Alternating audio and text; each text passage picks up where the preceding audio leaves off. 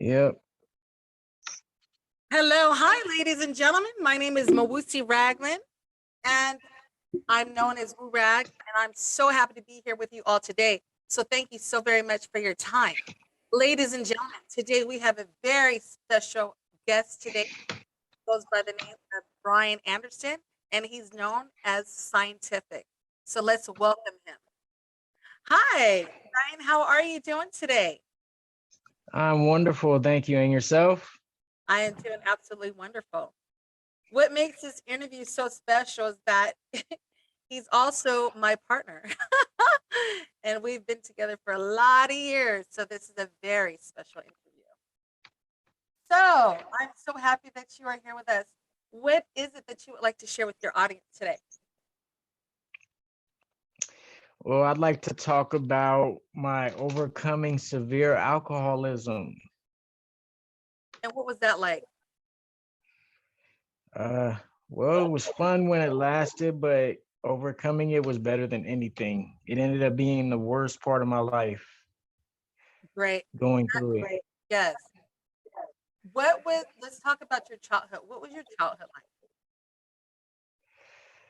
like? It was okay because it was all I knew, but it was real limited. I didn't have much of a childhood. So, as you know, I try to relive a lot of my childhood now. So a lot of times I'm like a big kid now because I didn't really have much of a childhood. Most of it was just spent in the house by myself while my father was out gambling and my mom wasn't around because she was a drug addict. So most of it was just spent pretty lonesome until I became a teenager, old enough to, well, real early teens, old enough to go out by myself. Shortly after I met you, that's when we started hanging out a lot. And that's when stuff got fun, when I was able to just be out in the streets hanging out. Okay. Did you have any siblings growing up or were you just the only child? Well, I do have brothers and a sister, but it was just me really, because my dad had custody of me. So it was just me alone in the house. So Okay. So it was pretty lonely growing up. But you had a father yeah, that for the most part. you had a father that took care of you, and your mother, she was absent because she was on drugs, right? Yeah, my father was absent a lot too. He was an alcoholic. Then when he overcame drinking, he started gambling really bad and he used to leave me in the house for a few days at a time. And what was that like for you as a child growing up? It was lonely, a lot of ordering food, a lot of TV, video games. But back then, all that stuff wasn't as fun as it is now because TVs were smaller, games were less graphic, everything was like real low budget. So it was definitely not as fun as it would have been these days. Now, you mentioned that your father was an alcoholic and a gambler, and you were home a lot. Was he violent towards you? No, never. He was a really nice guy. He was Yeah, it just was more like, yeah, it was more like emotional and mental, like just never there, So it was just everything I had to teach, I taught myself. Everything I had to learn, I taught myself, I should say. okay. And what was life like before you started using? When you became older and before you started using drugs, how was life then for you? Well, I started drinking before I was even grown. When I was early teens, I used to go shoplift everything I wanted to drink, and I eventually became really, really good at shoplifting. So I was able to drink more and more and more and more. And then as I got older and my tolerance level rose and I started making money, like my entire budget was based around alcohol. So it's like when I did my budgeting for the paycheck, the first thing I would figure in is how much I needed for my drinks for that pay period. And how old were you when you started drinking? Like 16, 17.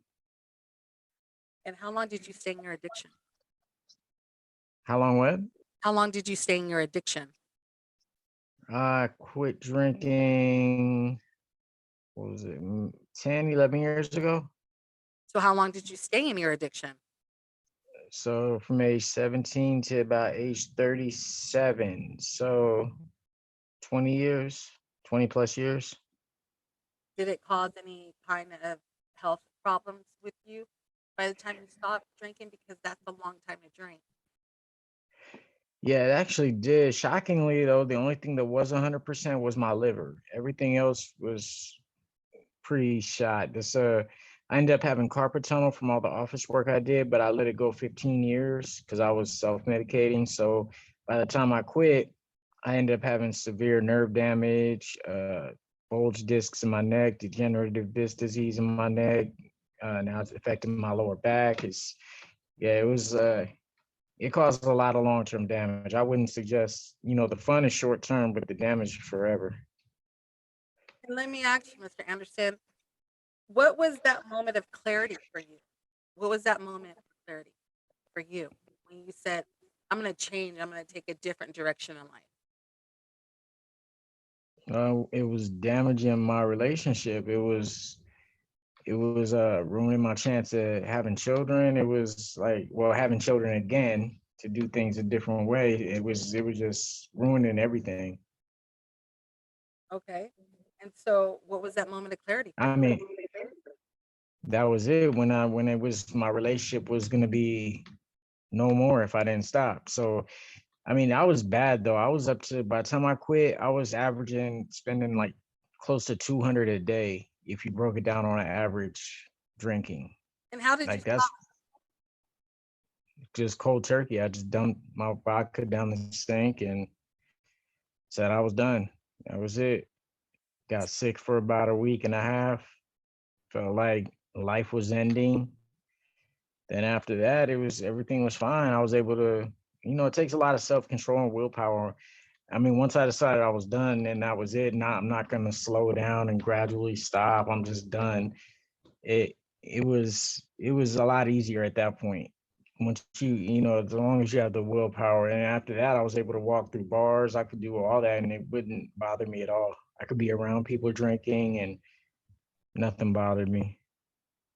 And Wonderful. then, and then once you and I had our first son, who's 8 now, that like really kicked in high gear. Like I knew I would never have an urge again. It was at that point I was able to just stop everything. That was a real changer right there. Having your first son, your second, your third son, but baby that you were able to fully. To raise from birth, yeah. How wonderful is that? So, let me ask you, did you have to get any kind of help with going to AA? Because most people, when they stop drinking, they go to AA. No, never attended a meeting, never saw any kind of counseling or medical help. So, what was your support system like? Um Really, it was just, I mean, I just try not to think about it too much. Like I said, after I got sick for a while, you were my support system, really. I mean, but we didn't even really talk about it much after I quit because it was just in the rear view. That's wonderful. I mean, so a lot of people do need a support system when they're done. I fully respect that, but with me, it was just different. I realized I looked at the benefits and the risks, and the benefits of quitting, I mean, the risks of staying drinking outweighed the benefits. So it was like I was just done. Wow, that's an amazing experience because I know that most people they need extra help, but you made a choice, and that's what a lot of people that I interview they say that they've made the choice to stop on their own. It takes for you to say, "I'm done." Yeah, well, no one can make you quit. You have to really want to do it. Otherwise, if you do it for somebody else because they're forcing you to, you're just gonna find ways to do it sneakily. And you have to really want to better yourself. And once you decide that, everything else is pretty easy. Anyone can quit without a support system, and it is really hard. It's not an easy thing to do. I mean, alcohol withdrawals has killed more people than crack and heroin combined. So it's definitely not an easy thing to do, but it is possible. All you have to do is find something that you really, really care about and substitute it with the feeling the euphoric feeling of the drinking. So as long as you can do that, then everything else is pretty easy. Amazing. So what is life like for you today? Oh, it's great. I mean, I've been sober all these years, and it's like I really see things like in a different light. I'm able to have fun with my kids. I'm not just always worried about a drink and carrying around a bottle of vodka with me. It's my job. I've been at the same job in the medical field for 8 years, and I've only called in sick like one time. It's like I don't base everything around just drinking. It's like I used to wake up in the morning and start drinking. As soon as I opened my eyes, by the time 11 a.m. would hit, I didn't drink more than most people would drink in a whole weekend bender. It was bad. It was every single day until I closed my eyes at night. And then I wake up the next morning, do the same thing all over. That was the first thing you kissed. That was throughout your day, right? So Yeah. that was hard because I know that most I people. don't know if you I don't know if you remember, you started getting me tall cases of tall cans because you got tired of me running back and forth to the store all day. And all that did was I knew it was there, so I started drinking more faster. It was like I just knew it was there, so I was right. So it was like there was really no solution except just saying, "Hey, I'm done." There was no kind of loophole in the system or any way to just gradually do it. I just had you just got to be done. And once you make that decision, however you go about executing that decision is, there's no wrong way to stop. It's just however you execute the decision of stopping, it's as long as it works, that's it. That's all you need. That's it. So how are you maintaining your recovery today? I mean, I know most people say they're recovering alcoholics. I mean, I really don't. That's a tricky term because there's no. I mean, I'm fully recovered. Like I said, I can be around people drinking. I don't lick my lips or think in the back of my head, "Ooh, I wish I had a drink right now." I remember this day when I used to do this or this. It's like it doesn't bother me anymore. It's like I even look at people when me and the kids are hanging out, and because they're with me all the time. So when me and them are hanging out and we see anybody like drinking, we're walking in the store, see somebody at the bus stop drinking, all three of us are like, "Oh, look, he's drinking. That's disgusting." It's like it's like it, I don't know. Even my kids now, they're like, I'm never doing that when I get older. I'm never gonna try that. So it's like recovery. Some people struggle with quitting for years and years, sometimes their whole life. So that's where the term recovery comes in, I think. But with me, it's like no struggles, no, like I said, no kind of even when I run into people I've drank with before, and it's like the thought doesn't even cross my mind. Do In you, fact, I'm more proud to tell them that people that I run into that I quit drinking than anything else. So that's amazing. How have you learned to deal with life on life's terms without using? what's that? How have you learned to deal with life on life's terms without using? As Oh, is, it's actually easier. It's actually easier to deal with life because you could think with a clear head. Your judgment's not altered by toxic chemicals. It's like everything becomes more clear. I once had a homeless guy told me that the word sober is an acronym. It stands for son of a bitch, everything's real. all right. Uh, yeah, because oh yeah, that's the other thing. I was also homeless at age 16 for a couple of years. So it's like, yeah, I learned a lot through that experience as well. Okay. And so, what do you? So, I hear that you have a nonprofit organization and you have a homeless business where you serve the homeless people. Yes, we do. We have a nonprofit organization called WuRag Motivate.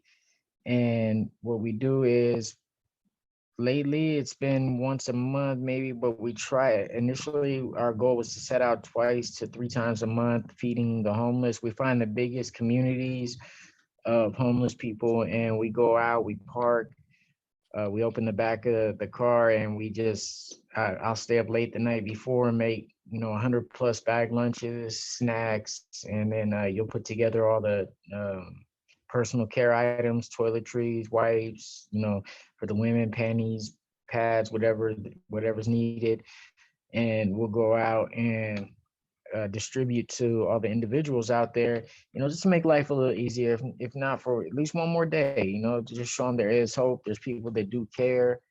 And even though they're out there alone, they're not in it alone. Yes, you're right. Well, So it's, we do help with the packaging the food lately. Remember the last time we did our we I think that's much better. It goes faster because we have the boys involved too with helping pack the bag. yeah, the boys like handing stuff out. In fact, when me and them walk to the store sometimes, or when I pick them up from school, we're on the way home, they'll see a couple times they saw a homeless guy outside, and they asked me, Dad, can I go buy him a Slurpee? Or Dad, can I go buy him a soda? Can I give him $1? So I'll let them go ahead and do it. But it gives them a sense of helping others as well. So yeah, that's a big thing. So be sure when you see the donation button up, people be sure to find it in your hearts to donate. That's how we do this, donations, and it is all a tax write-off because we are a legal a nonprofit organization. So you can also write it off on your taxes. But yeah, if you feel it in your heart to help people out there, we will be putting another donation button up. So if you want to help out, that's the way to do it. Or if you want to help out through time, you can direct message WuRag and set it up. Yes. So people say that lost dreams will reawaken. Is that true?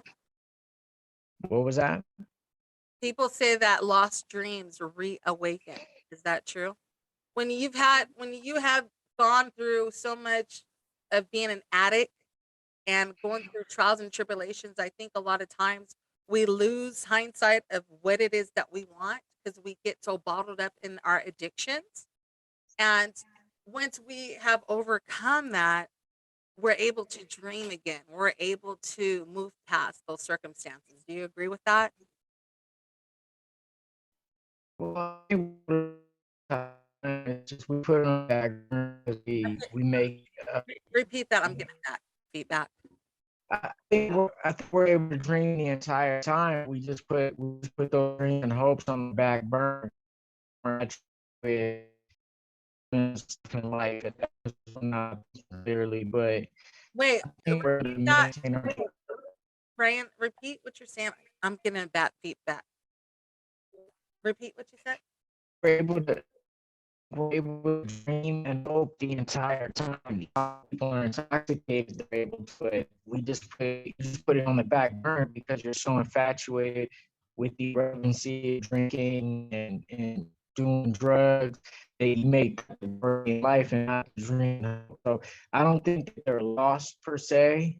I think that they're just on the back burner. But yeah, if you do lose track of your dreams and hope, you definitely be back to life. I Okay, so we're having a bad connection right now. Brian, can you hear me? Yeah, I can hear you. Okay, you're gonna have to repeat that last. I'm so sorry. This is crazy. We're having that feedback. Okay, what you said was very important, but I couldn't hear on my end. Can you repeat that one more time, please? It's what I said, relevance to your Okay, question. I can't hear. And it's crazy. I can hear you. Can you hear me? Yeah. Okay, keep talking. It says that. Go ahead. I feel that when you're intoxicated, you don't lose hope or lose your dreams.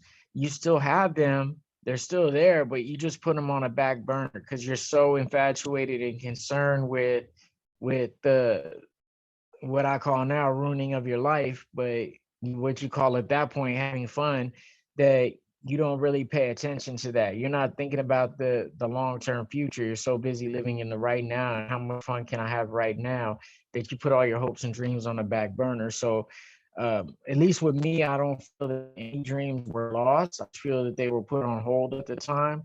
But yeah, anybody that does lose their dreams or hopes because of addiction, they can definitely bring them back to life. Definitely. I mean, the only way to lessen your chance of defeat is to predetermine your victory. So anything you want to do, you can do just by taking the first step and telling yourself it will be done. Yes. And so, do you feel that you're pursuing your goals and your dreams right now in life, where you're at today? Absolutely. A lot of them, I mean, I still have a few that I need to execute, but it's yeah, for the most part. And a lot of them were dreams that came along the way. A lot of them weren't things that I told myself since way back, this is what I want to do, this is what I want to do. There's things that just popped up, and both you and I both say, hey, this just feels right. This is what we should do. They're Yes, not things that we set out to do since an early age. It's just things that came up at some point and we say, this is, we can do this and we should do this. yes. So life is amazing for you today. It sounds like you're doing so much. I'm so proud of you, and I know that you're proud of how far you've come. You've come a long ways. I mean, coming from a home where no one was basically in the house. I mean, they were there to help you have a place over your head, but I mean, no one was really It, guiding. it, it isn't that it isn't that they were never there. They When they were there, I was looked over. So it was like, it was like I wasn't really a part of anything. So that's why I just resorted to being in the streets all the time, to where when by the time I turned 16, and my dad, he told me that, I asked him one day where my stepmom was because she wasn't home, and he said that she told him either that he lets me go or she's gone. So he thought she was bluffing, so she stayed gone for a week. At that point, he gave me $7 and told me I had to go and come back later, and he'd have my stuff bagged up. So at that point, I became homeless for a while, but I didn't give up and just lay down and say, that's it, I'm done. Like a lot of people, I fought through it. I would go to my best friend's house and shower at his house. I had too much pride. Like, um, I know you remember your mother told me I should have told her, and I could have stayed at your guys' house in the guest room at the time, but I had too much pride. So I used to go to my best friend's house. He would sneak me in when he could, or I go there when his mom went to work and shower and then go to work. I had two jobs at the time, just to, keep myself occupied and try to get through the situation. And then at times when his mom found out I was there and he couldn't sneak me in, he would leave and stay, go stay on the bus with me the whole night. So I had a little help, but I was able to make it through everything. But yeah, that's the main thing. Never give up and just say I'm done. This shitty hand life dealt me. I give in. There's no way to change it. There's always a way to change it. Always a way. All you have to do is tell yourself it will be changed, and from that point, you can find the way. Wow, that's deep. I'm so proud of you because for our audience, you know, I did tell him. I asked, "Why didn't you call me and tell me so that my mother could have let him stay there?" Because she would take kids in all the time, and but I understand where he was coming from at that time. But life happened, and here we are today. So I'm very proud of you. Is there anything else that you would like to share? Uh, no, I mean I'm a long time listener of your show. I actually produce and edit it, so uh, I do want to tell people to make sure to follow the podcast on Spotify or whatever your favorite podcast listening platform is. Make sure to follow WuRag Motivate, the Facebook page, and when you see the donation button pop up, anything you can do in your heart to help out, please do. And I don't have social media at this time, but anyone that ever has any questions or anything for me or needs, someone to help talk them through a situation, feel free to direct message WuRag and I will get to you, or you can email me at scientificthegreat7 at gmail. That's scientific great number 7 at gmail. All right, this has been absolutely phenomenal. One of my best interviews ever. And it's not because he is Thank you. my partner. You're welcome. But it's because he produces everything. He's my right hand man. He's the one that produces everything that has going on in the background. He's the one. And I'm going to leave you all with this poem by Douglas Malott. Sure, this world is full of trouble. I ain't said it ain't. Lord knows I've had enough and double reason for complaint. Rain and storm have come to fret me. Skies are often gray. Thorns and brambles have come to beset me on the road. But say, ain't it fine today? What's the use in always weeping, making trouble last? What's the use in always Ethan thinking of the past. He must have his tribulations, water with his wine. Life, it ain't no celebration.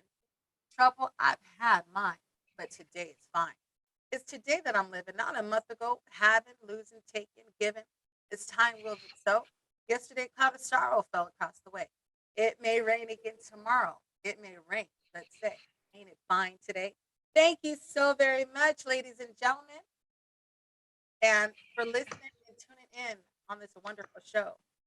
Thank you so much, Mr. Anderson. We'll see you soon. Thank you for having me. You are welcome.